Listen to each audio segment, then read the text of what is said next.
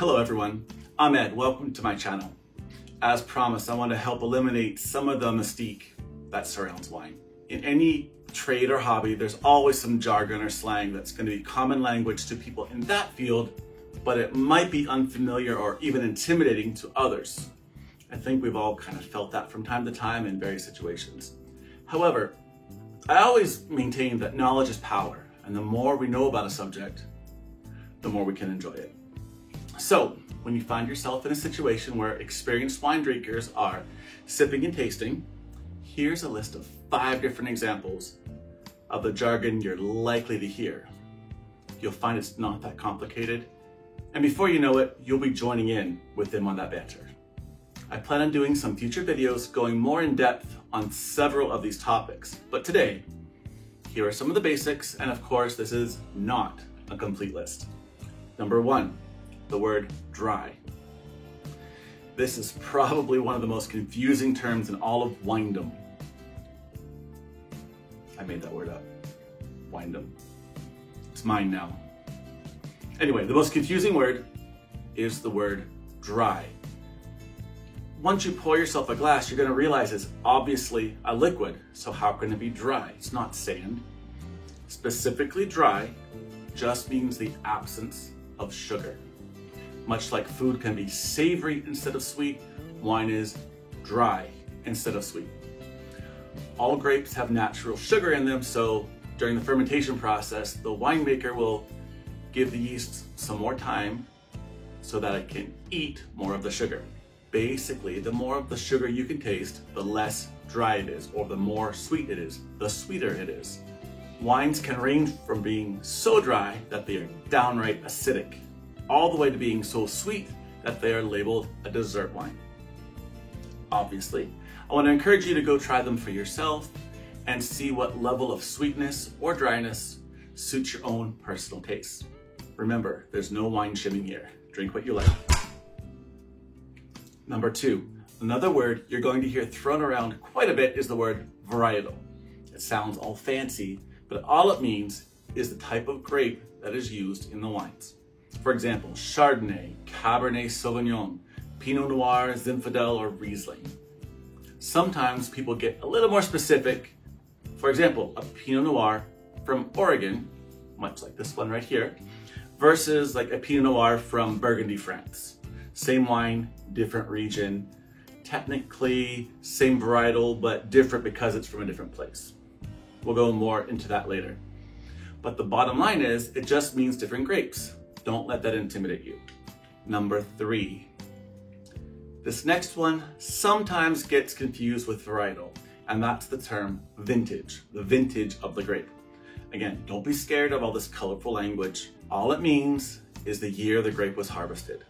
For example, once you know where the type of grape and where it was grown, the next most common question is, what's the vintage? The answer is always a year, such as 2012 or whatever. And very generally speaking, someone might also refer to a wine that's a vintage wine. That means that it's at least 5 years old. Again, don't let it scare you.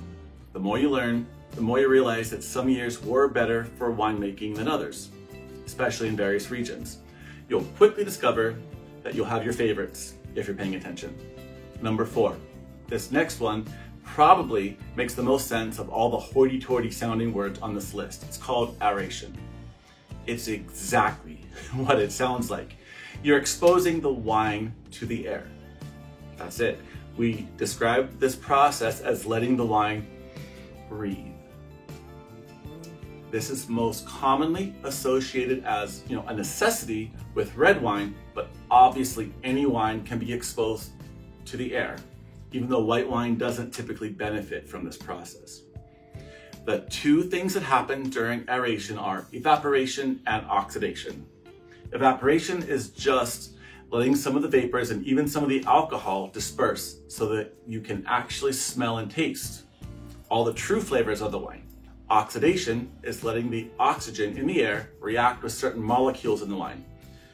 Generally, some aeration greatly improves the flavor.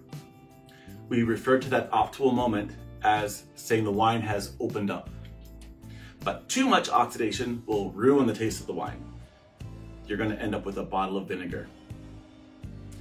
So don't let it breathe for too long. I'm planning an entire video on the aeration process in the near future, so we'll go more into it later.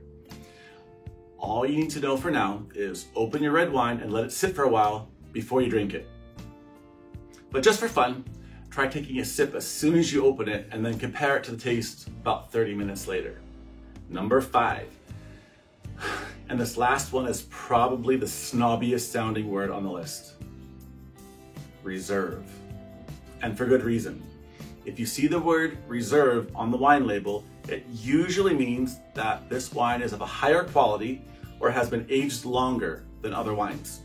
Typically, winemakers would save their best barrels and age them longer for a premium wine that could be sold for more money to those who could appreciate the subtle differences in the flavors. However, buyer beware, in some areas of the world, the word reserve is carefully regulated. However, in other regions, it's a clever marketing trick.